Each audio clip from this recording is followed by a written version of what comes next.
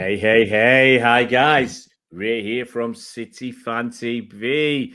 Joined by Bernard from the Citizen Channel. How you doing, buddy? Yeah, all right, mate. Don't be worried if you think your eyes are going funny in the background. Don't worry, that's just the picture. I've had to decamp, guys. If you hear any banging, we've got someone putting a door on, so don't worry about it. It's not me throwing things at Sharon or anything like that. Well, mate, why aren't you putting the door on yourself, mate? Hey, why aren't you putting the door on yourself? Oh, I'm not that clever, mate. Hey, we get people to do it for us. We pay people for that sort of stuff, mate. Come on. Hey, I'm not saying that. I'm crap at DIY, so I'm not going to put you down there, mate. Hey. We want to talk about the game last night. This is the day after review show. City beat Luton by 6-2 in the another 6-2, mate. This one stood this time. Yeah, 6-2. There's a game where it was rained off, weren't it? And yeah, 961. Yeah, I've not had an argument with Gary James, but he's been on this morning going on about Dennis Law banging 6 in. I have to take him to task. He only got 5, but everyone's saying 6. So I'm standing on that lone furrow at the moment, that lone hill, mate, my head above the parapet. To be honest, there's not many people who were around from back then.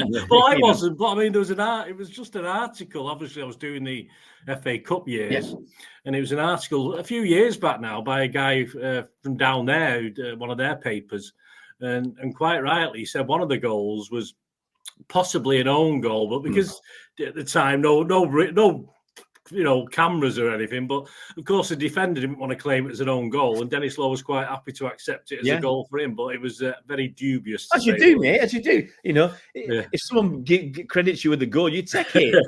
He didn't want that. He didn't want to have scored one of the goals, but hey, it didn't matter anyway. Goal got expunged from history. Yeah, that's a shame. That's a shame because obviously the game got abandoned, didn't it? Yeah, I mean it was 60. I think it was 61 minutes as well. But apparently it was no worse. The pitch was no worse when they finished than when they started. So, and of course the referee didn't want to abandon it. What happened was the Luton players got back to the dressing room and literally all stripped off and jumped in the bath. So the referee, when he came in to say, "Right, lads, we're starting again," they were all there having a soak. So he sort of said, "All right, we'll call it off then." But yeah, so it was all a bit of a con by the Luton guys to get it wiped off anyway. Tell me he was a Scouser, the ref. Tell me. I've got his name. I don't know where he was from. But, yeah. Oh, right. Well, I'm going to start from a very odd position here, Bernard. On the BSI, the Bernard Satisfaction Index, out of 10, how satisfied were you last night? I was very satisfied, but all credit to Luton. They played the sort of game that we thrive upon. We take chances. They almost had as many chances as us if you look at the stats, pure stats. And on the night, of course, at times he could have got back on equal terms. They could never have probably took the lead at any stage. But all credit to Luton for playing that way. But of course, most teams don't. From a satisfaction point of view, I don't think anyone had a particularly poor game, even though we would let chances in. There's only one of the goals I would criticise. You couldn't criticise that first goal, that wonder goal. I mean, even closing him down, you got to give, you can't criticize. I think Bernardo was near him, wasn't he? You can't even blame Bernardo for not closing him down enough. It was just a fantastic goal. No one, a 10-foot keeper's not getting to that one, no matter who he is. Levy Ashin isn't getting. Oh no, come on, Alisson would have got there, mate. Flecken isn't getting to that one, mate. Oh, Mr. Flecken, So yeah, I mean, I was satisfied. I was really satisfied. It was a cracking game for the neutral, of course. It just gave him a little bit of. Hoping they get back into it. But hey, one guy stood out. One guy who we bought to do this did his business, and that's all this. So I was very satisfied. I think the lowest mark I give was a 6, and that was for Doku, who I thought came on and I don't know what he was doing. He just a bit of a wild game for Doku. Everyone else got a 7, at least a 7 upwards. Yeah, I've got to agree. We bought a man to do a job. And Kovacic was brilliant last night. Hey, listen, don't get excited, mate. He doesn't score many goals. I don't want him to do the Walker thing now where he thinks he can score from 25 yards every time, because his goal ratio is poor. His shots on targets are poor. So I don't want him to think, oh, I can score every game now. So I want him to just reel it in a little bit. Okay, yeah. I mean, I was trying to think of a title for this video, and it is "Don't Get Carried Away," something like that. Don't get carried away to fans, because fans are saying, "Oh, you know, we don't get carried away." That's probably a good way of doing it. Don't get carried away. Don't you get carried away. But here's the thing. Okay, Luton set up in a way that allowed us to batter them. Yeah. You know, you cannot take City on man marking. You can't play man on man, because City man on man, player versus player, are just far too good for Luton. Yeah.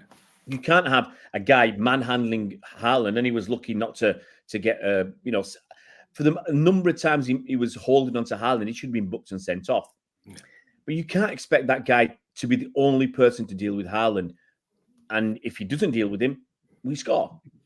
And it's very poor. I mean, give Haaland a yard. Just give him a little bit of space. You don't have to manhandle, because if Haaland has to control it and move with it, that's when he'll make errors. So poor decision making. Well, I think it was manager's decision to do something different, to do this man marking. It didn't work, because if Haaland isn't going to do it, KDB slips his man. We saw it time and time again where that first goal after 3 minutes was basically somebody up. Akanji beat his men, laid it off onto Nunez, who took the ball, held it up. KDB burst through, past two defenders who weren't keeping an eye on him, got to the bar line and put it in for Haaland, who was a couple of yards free of his man. And it was too easy. So on one hand, look, we're all chuffed. Haaland scored 5 goals, but calm down. It was Luton Town who played in a style that allowed us to do that. Krul was not great in net. There was at least a couple of Haaland's goals that went through his legs that he should have stopped. Krul's at that stage now where he's just, he can do. It's a bit like David Seaman. If you think playing for us, he could do some nice stuff, but generally you could tell he's past it. This is what I'm saying. Haaland, 2 of his goals could have been saved because he went through the keeper's legs. The first one was mishit. Kovacic went straight past Krul. We had Haaland had a couple of other very good chances which he didn't stick away. It's like I don't want people to criticize me and say, "Oh, you're just negative." But it's not negativity; it's realism. Don't get carried away by the team that's third bottom in the league, trying a system that is right up our street. If everybody played against City like Luton, would be miles clearer in the league, because no one can compete like that. They can compete by putting 8 men behind the ball. That's how you compete, beating attackers on the break. And that's it. So, but all said and done, give Haaland his credit. Even for the 2 good opportunities missed and the 2 lucky ones he still got 3 goals. He got yanked off after 75 minutes. KDB got 4 assists. Couple of things. 3 goals, 5 goals, mate. Sorry? 5 goals, not 3. No, I said. Apart from the other 2 where he went through his legs, yeah. So he's still got 3 other goals. He did his job. He did his job last night. I mean, he can only play against who he's playing against. If they want to be stupid and play like that, then he'll take advantage. Yeah, I had somebody last night say, "Well, why did Pep haul him off? He could have got a double hat trick." And I said, "Look, you're criticising Pep for taking him off after 75 minutes. Actually, he hadn't stayed on too long. When we were 5 up, he should have gone off, in my opinion." KDB should have been off. I mean, he was that was my next question. If Haaland had got injured in the remaining 15 minutes, people would have been lambasting Pep for not taking him off in a game that's already won in the 3rd most important competition when we've got the derby at the weekend. But the question is, why did KDB stay on the pitch? I've no idea, mate. Obviously, the 4 subs, the guys he took off, probably ones that will be starting. But KDB had to go out to the wing because he was walking. He was walking for that last 15 minutes. I just don't understand the logic. I don't understand the logic of, all right, it's all right in hindsight. Grealish, again, was having a cracking little game until, of course, the groin thing. I agree with that. Yeah, and it is something different to what he had, but that's not the point, because when you're wary of something, you obviously put pressure on other parts of your body, and I think that's what Grealish did, was wary of this injury that he'd had, a little bit, perhaps. And when that little twist he did to turn it back, he just set his groin off. So it's hindsight, of course. But was Grealish really ready? I'm not too well, sure. He must have been. They would not have taken a risk unless he thought he was ready and the staff behind the scenes thought he was ready, because you don't need to take a risk. Yeah, but they did it with KDB at the start of the season, mate. I mean, KDB wasn't right at the end of last season. And he played him. He should have had his operation in the close season. Now, again, it's like, but you just knew there was something more to it, perhaps, than there is. But as you say, they get paid a lot of money. They know they're short. Like Haaland with his psychological side of his grandmother dying, was he ready to play? Who knows? They know better than us. They all want to play, don't they? All players want to play football. It's as simple as that. It's very tough. I mean, Grealish injury, I just think is bad luck. I don't think they rushed him back because they didn't need to. They could have played Oscar Bob. No one would have complained last night if he started. Yeah, they could have played Mika Hamilton. I think you just wanted him to play against United, so he wanted him to have those minutes in his legs. Yeah, because he wants a bit of control against United. He doesn't want Doku losing the ball. Doku can't play like Doku won't be playing against United if Pep takes. Well, I mean, we'll talk about that. We'll talk about it in the next video. We're going to do obviously a preview, but Nunes is my man. Anyway, I didn't say that out loud. But obviously good performances all over the pitch. As I said, Luton set us up a bit.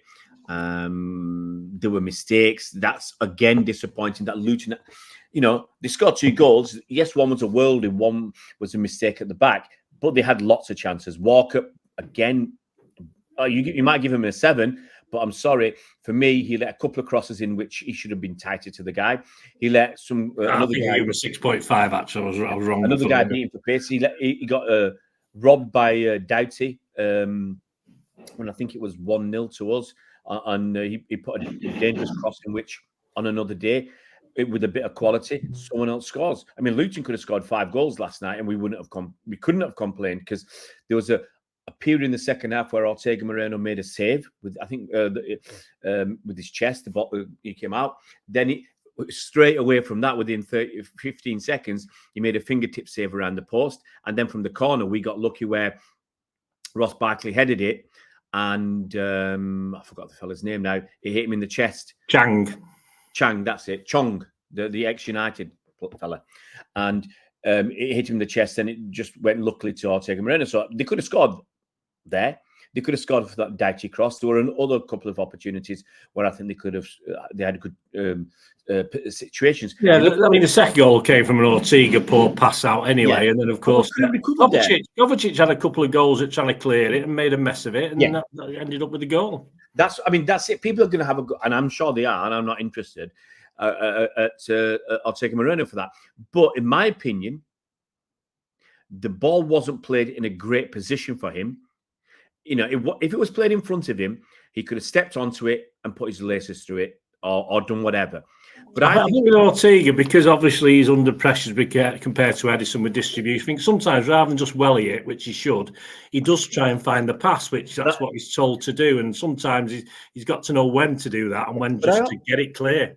But I also think, I need to watch it again. I also think it was a little bit behind where it should be. It didn't give him enough space to be able to get set properly. I don't think he was trying to bring the ball. And you see it when a striker, when the ball's played a little bit behind them, and you think, how can you not get it on target? How can you slice it wide? Because it's behind you and you're going at pace or whatever. And I just think it was a little bit behind him. But Kovacic had that chance, and he should have done better. Kovacic, he just stuck a leg out. And so that was poor. But the chances that they had, that again is a worry that a team like Luton, do score goals at home against top teams. Liverpool have seen that. We've seen that. I think the last team to have as many chances was Villa. I think that was the last team to sort of dominate, have almost as many chances as us. Well, the expected goals, was something like Luton was half a goal less than us. Is it 2.8 against 3.3 or something like that? It was only 0.5 of a goal different or something. And it might have been 2.54 versus 3.33 or whatever. But it wasn't a 6-2 difference. It was like it should have been 3-2 because, as I said, 2 went through. How many XG did what XG was Haaland's 5 goals? What was his expected goal rate for those 5? I suspect it was most of the XG because no one would have expected Kovacic's goal to go in. So, I mean, 2.8. Haaland. Yeah. So there you go. He gets, but that's because you didn't expect two of the balls to go through Krul's legs. So from the, I think obviously the XGs are worked out from the position of the striker and what chance of probability has got of scoring, and the ones that go through the legs have got a low probability of. I mean, and the XG people differ as well. I could see 2 or 3 different XGs for that game last night. Yeah. Bottom line is we won. That's all we could do, and we did it. We move on. We happily move on, into the quarterfinals. A step away from Wembley. Again. So some negativity from me, but hey, that's what you'd expect. I'm a miserable old so-and-so these days. Positivity from Bernard, but bottom line is, in this run, which I don't think we've been performed brilliantly in this actually very, very good undefeated run since the Villa game. All that matters is you win the game, you move on. We didn't go into extra time. That's good for us. Liverpool are playing tonight. A good result for us would be Liverpool going into extra time and losing. That would be great, because if an extra time at Wembley, if they go into extra time tonight and lose on penalties, that should be that. Just between you and me, Bernard, that would stuff this Klopp love-a-thon that's going on at the moment. People are talking about that they can win the quad. Hang on, it's not the quad, it's a quad. A quad. So if they're not in the Champions League. If they're in the Champions League, fair enough, they could win the quad. But who cares about a quad when you can win the treble like we did last season, and we're still on course for it this season. So anyway, we'll see what happens. We've got the derby at the weekend. We're going to do a review of that for you guys, and hopefully you'll tune into that. Thank you so much, Bernard, for joining me today, and we roll on. We'll see you around, Blues.